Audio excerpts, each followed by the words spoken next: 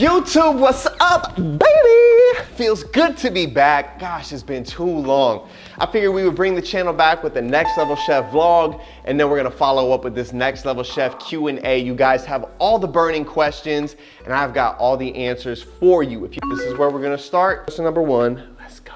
How well you did on Next Level Chef. Did that play a factor in the big move for you and Jacqueline to move to California? Okay, great question to start it off. And simply put, the answer is yes, it did.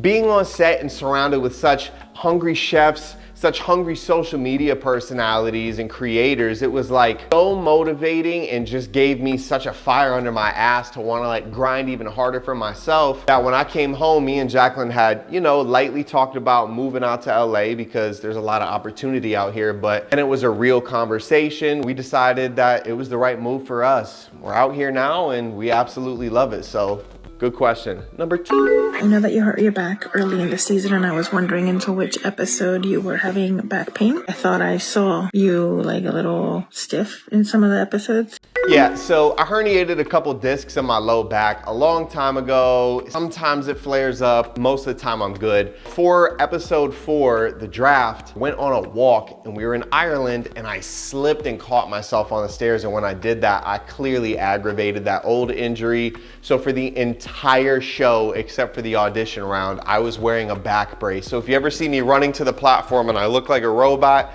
it's because I was strapped up with a back brace. I felt it the whole show, and even when I came back home. Great question. In the process of your guys' cooking, did they give you a grace period to like think of your recipes, or you literally had to think them and make them up as you were right there? Nah, there really wasn't a grace period at all. Once you grabbed all your ingredients from the platform, depending on what floor you're on, you kind of have to wait for the platform to go all the way up, and then they just wait for everybody to get set. So maybe like 1 minute at most, just to kind of like make sure everybody's got their ingredients set and the clocks are right. Other than that, no, you're literally making it up and cooking on the fly. What it was like on elimination day, what emotions did you go through? Did you have to go home right away? And how did your friends and family react? Okay, crazy. So if you guys watch the show, you know I went to elimination 4 times, almost 5, but that immunity pin kept me out of there. Elimination day is crazy because you go in from knowing that you probably had a bad cook. Then when they say your name, it's just like a whole new wave of emotions. It's like fear that you're gonna be eliminated and go home, basically like die on the show. You have this like anxiety because you don't know what's gonna be on the platform. You're trying to like prepare in your head what you wanna do without knowing what ingredients are gonna be there. So it's like, I don't even know how, it's literally every emotion all at once except happiness. Like nobody is happy to go to elimination. I did not go home the same day. I actually went home 2 days later. I went back the next day to wrap up a couple more interviews just in case they missed anything. And then a flight the very next day because flights from Dublin to Tampa stop at like 11 a.m. Last question, then we're gonna move, literally. I wanna know what your favorite thing that you learned from each mentor is, okay, and what competitor's dish do you wish you would have made, because it is just nice. Yeah. As far as each mentor, I'll make it quick. Gordon was, you gotta be organized. You gotta remain calm and stay organized. Chef Arrington, I only cooked with her 1 time. I learned that I'm not great at cooking kombucha on the fly. And with Chef Blaze, just listening to your mentor, because he really walked me through the sushi roll. I never rolled sushi before, and then the paella challenge. He just was like, yo, if you listen to me, we'll get through this. And that's exactly what happens. As far as what dish was I most impressed by and I wish that I made, it would have had to have been Zach's elimination dish against me. It was the most beautiful dish he had made on the show up to that point, and it sent me home. So if the roles were reversed, he would have went home. Let's move. If Gordon Ramsay fought for me to be on his team, I would shit my pants. So like, how did you calm your nerves around these individuals who are, I'm sure, very inspiring to you? The pressure is crazy. Yo, crazy good question, Alex. Cooking with Gordon Ramsay was probably one of the most like incredibly amazing and terrifying experiences of my life, because you're one-on-one with him, like trying to prove yourself, and he sees everything. Like the guy really, really cares about everything. He wants to see you do well. And when you're making stupid mistakes, you know, he gets frustrated with you and you don't want him to see that. As far as cooking with Chef Arrington and Blaze, just not having the pressure of Gordon there makes it a lot easier. So Gordon, stress level 100, Chef Arrington and Blaze, stress level 25%. Hi Jordan, it's Isabel here. How did it feel when Alex said, oh, there's some guy who's here for the YouTube views? What's up, Izzy? How are you, sweetheart? Thank you for sending your question in. I didn't know she said it during the elimination. I didn't see that until after the show came out. Listen, I like to talk a little bit of smack myself, you know what I mean? It's fun. This is my cat, Marty. I don't know if you can see her.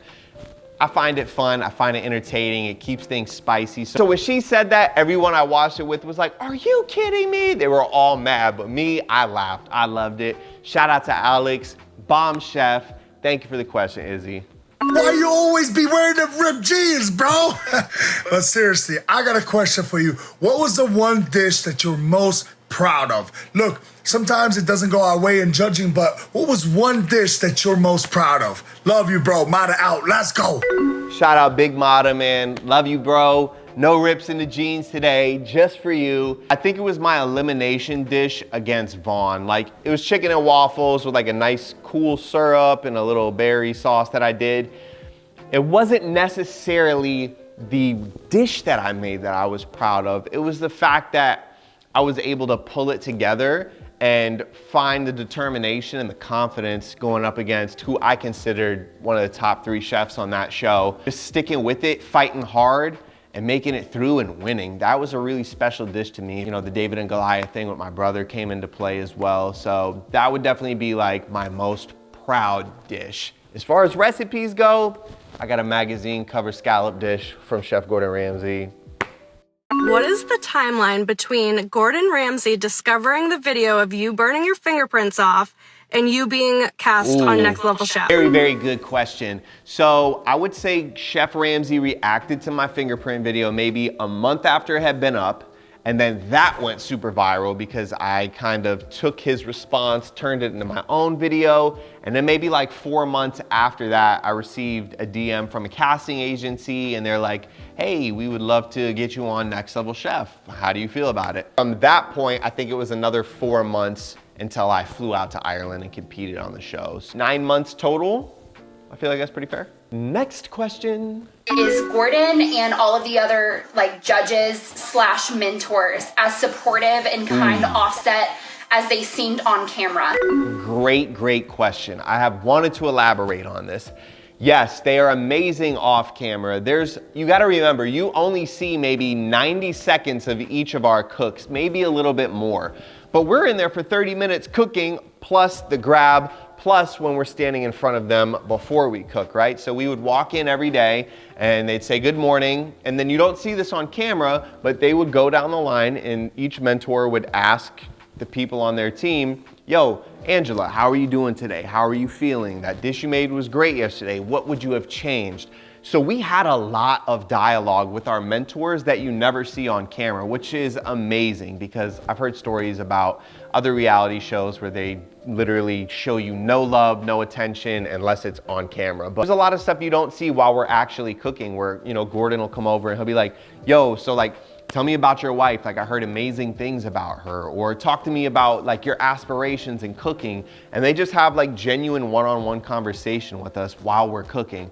Granted, we're stressed out of our mind trying to figure out what the hell we're cooking in the moment, but it really is a great moment for us as chefs with our mentors. What pantry staple ingredients did they provide to you for every cook in addition to the ingredients that you grabbed off the platform? Yo, thanks. Such a great question. Wow, nobody has asked that. You're the only one. So there is a pantry, right? Pantry staples, and it's all of your, I won't say all of your, but like 90% of your general seasoning. So you've got like garlic powder, onion powder, bay leaf, stuff like that is in every kitchen. You've also got sugar, brown sugar, some vinegars, and eggs, milk, butter. That's it. No soy sauce, no honey. There's like a few staples that I felt like should have been in there, but it definitely makes you have to like think outside the box because they're not in there. But that's a really, really great question. Let's move. Which challenge made you the most nervous? Like, which one, as soon as you heard what it was, were you literally like, oh shit? Okay, good question. This might sound a little bit weird, but it was the group cook. So I went into that thinking that we were splitting up into solo teams. So my team mindset was completely gone. Like, I was so ready to go solo dolo. And when we went in there and they're like, you're doing a team challenge, it just like completely threw my mental off because all morning I had been in that opposite mindset. So that one was really tough to overcome. I think it also had a lot to do with how poorly I did on that challenge. Great question. Out of all the meals you cooked on Next Level Chef, which do you think was your best cook? Oh gosh, it's so hard to say.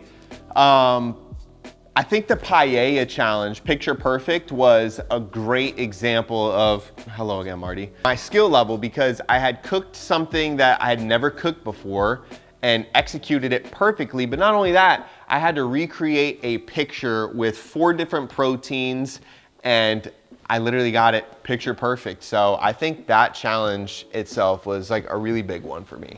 Great question. What's up, Jordan? What is your biggest challenge as a chef? What up, boys? Biggest challenge as a chef on Next Level Chef is that platform grab, man. Trying to figure out what to do with stuff that you've never cooked with before is such an interesting challenge. I'll give you an example. I grabbed fava beans on the steak challenge, and I had never cooked with a fava bean or eaten one. So I pulled the beans out of the little, bean shell, and then I didn't realize that you had to pull the beans out of the individual bean shells as well. So that's definitely the biggest challenge for me.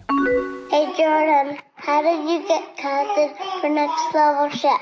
Hey, buddy. As you guys heard, I got reached out to by a casting agency on Instagram. Shout out to them. We were watching you every week in this house, rooting for you. How hard was it adapting to cooking in each level kitchen? Cooking in the middle level and the top level didn't take much adjusting for me because I feel like my kitchen is kind of on that level.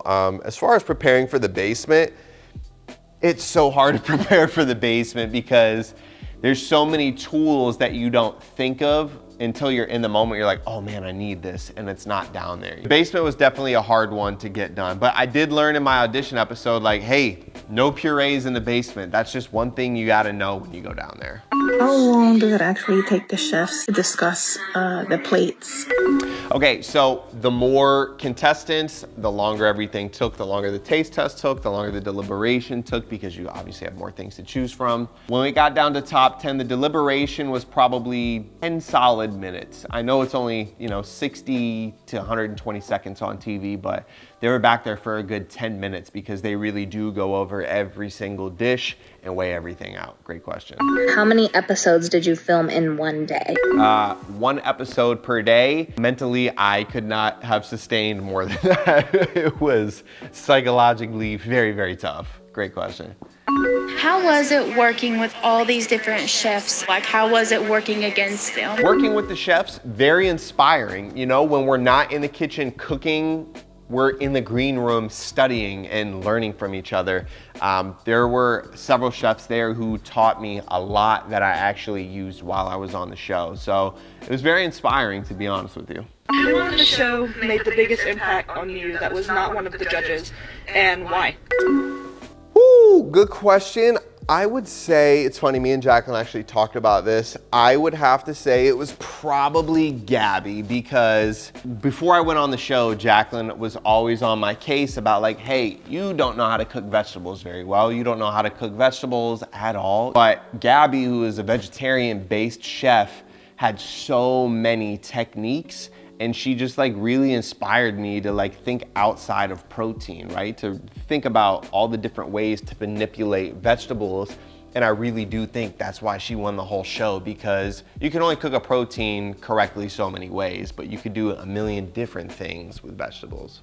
Good question. I think we have one more video question, and then we're gonna jump into some rapid Q&A answers. Let's go. Hey Jordan, my question for you is, what is the worst part about cooking in the bottom level? Oh, excellent question. Everybody assumes that it's the bad equipment, the wonky pans, the dull knives. It's 2 things. 1, the grab. The grab makes your entire cook. If you have a bad grab, you're gonna have a bad cook. That's just how it goes. And in the basement, you are more likely to have a bad grab than the middle and top level, of course.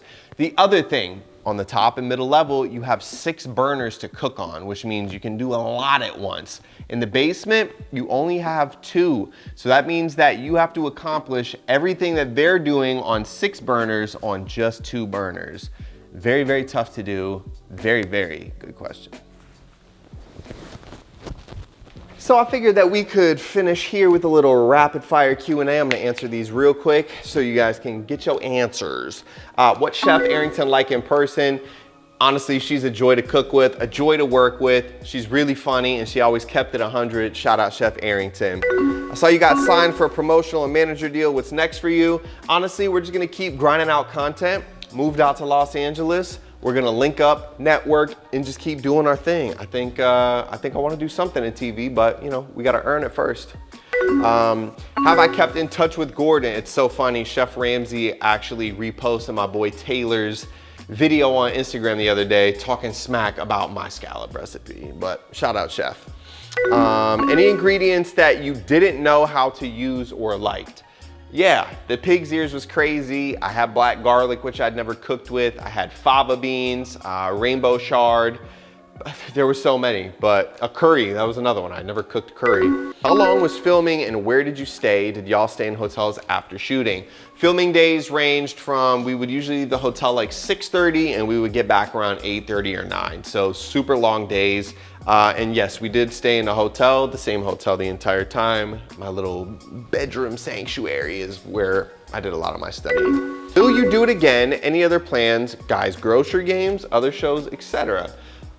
Would I do it again? The answer is absolutely yes. Although it was super challenging mentally when I was there, seeing the reward, having the show come out, seeing it on TV afterwards definitely made me really excited to do something in the future.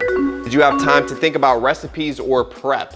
Absolutely not. Like I said, you had maybe like 1 minute while they got everybody set and started the clocks. That was about it. Did you know what the challenges would be ahead of time? No. So at the end of every episode or day for us, Chef Ramsay, when elimination was over, would give a hint. For example, he'd be like, center yourself and think positive because tomorrow's cook, it was kombucha. Think positive, energy, synergy.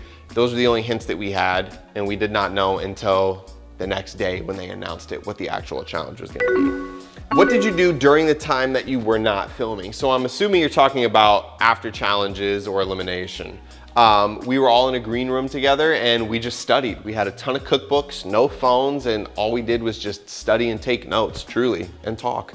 Can you describe the set to us, like what the front part is the elevator real? Yeah, the elevator's real. So when we're looking at the judges, when they taste our food and announce the challenges, that's called like the great room. So it's like one big room right here. And then to your left is, or your right, is the stage. That's where, you know, you got the elevator and then the set. Was anyone else shocked by Angela pushing Wendy? So funny because honestly, yeah, when it happened, we were all like, oh, what? Like everybody was like, yo, that's crazy, because we had not seen anything like that yet. Everybody was so friendly with each other, but it's competition, you know? There were other challenges and eliminations where people were pushing, maybe not to that extent, but yeah, it was a little shocking. Shout out Angela and Wendy though, it's all love, we know that. What was your filming schedule? Monday through Saturday. We had Sunday off, and Saturday was usually like a lot of interview stuff, like them catching up on interviews. But yeah, we basically had back-to-back cooking challenges every single day. Did the chefs mentor a little more off camera than we were able to see? The answer is absolutely yes. They're definitely making their rounds. Like I said, you only see like 90 seconds worth of each of our cooks, but we're cooking for 30 minutes. So yeah, Chef Ramsay was definitely coming around, checking in, tapping in, tasting. Sometimes they wouldn't even talk. He would just come over, observe, taste something, you know, maybe give a little feedback. But yeah, I mean, we spent a lot of time with them. Toughest judge. I always think Chef Ramsay is gonna be the toughest judge just because I think his words weigh the most. He's a global icon, so of course his words have a little more weight to them. Although the one that messed me up the most was definitely Chef Blaze. Shout out Chef Blaze, the Gerber baby food was crazy. What is Gordon really like? I'm a fan. yo, I kept saying on the show, I felt like his problem child because Gordon has dad energy. Like, he wants to see you succeed. He's gonna hold you accountable, and he's gonna celebrate you when you have your wins, you know? Like, he very much has dad energy. I love Chef, he's amazing. Just how I would crumble under the pressure. To be honest with you, I have no idea. I just got thrown into a fire and I just found the path of least resistance or least heat and made it work. I don't know what to tell you. It's funny because I would get my food on the platform and just be like, what the hell happened? I don't know how I did it. I don't know. And I did crumble a couple times. It happens. What's the best tip, recipe, or advice picked from another teammate or contestant? Excellent, excellent question. I don't even know if she'll remember this, but when we got into the elevator to go to my elimination against Vaughn, I was talking about what I wanted to do. And I was kind of explaining like a vision that I had hoped to pull off. And Christina was like, yo, don't do a savory waffle if you're gonna do savory chicken. It's gonna be too much savory. And I truly feel like if I did do that, if I did go savory both ways, I may not have made it out of that challenge. So shout out Christina, appreciate you. Even though she kind of did Vaughn dirty by that. Who is the rudest competitor? Vaughn, it was Vaughn. Vaughn's a prick. Shout out Chef Vaughn, super talented guy. I had him pegged going to the finale from the very beginning. Excellent, excellent chef. Super great guy, but yeah, you know, you can see it, he's a little abrasive. How long between the end cook and when the chefs taste the food? All right, great question. So obviously the camera's gotta get some shots, right? They gotta get B-roll shots of the actual food. And that takes maybe 5-10 minutes. And they wanna grab the contestants who, this is just my experience, the ones who probably didn't do that great and just try to like get their emotional reactions in that moment. So maybe like 5 to 10 minutes just to get shots in those quick interviews, and then it's taste test. Like, food is definitely still hot when they're eating it. Last one, did you make any lifelong friends on the show? The top 15 hold a special place in my heart, for real, for real. We went through something before we got to see all the glitz and the glam, the videos online, the interviews, the TV shows. Before any of that happened, when we were actually on that show competing, in the 4 or 5 months afterwards, seeing nothing, no fruits of our labor, it was like PTSD, honestly. It was super, super tough. Being on that show was mentally, physically, emotionally, and technically taxing. It's nothing that I've ever experienced before in my entire life. And I got to go through that with a group of genuinely incredible individuals. Every single person on that show brought something to the table. I think that our season just had incredible people, incredible personalities, and incredible talent. It was just kind of like a whirlwind, the perfect storm, if you will. And I love those guys and girls. You guys are awesome, seriously. Top 15 next level chefs in my book, all 14 of y'all. There you have it, the Next Level Chef Q&A, all of the answers to all of your burning questions. And if I didn't answer your question, please type it down below in the comments. I'll make sure to respond and I'll give you the answer you're looking for. Hey, my name is Jordan. It's also Farnum. I don't know what to go by anymore at this point. Make sure you hit that subscribe and like button. Drop those comments and questions below. Appreciate you watching, and I know a lot of y'all stuck around. 15 episodes, 15 weeks. Next Level Chef supporters, I love y'all. We'll be back with some recipes after this. We out.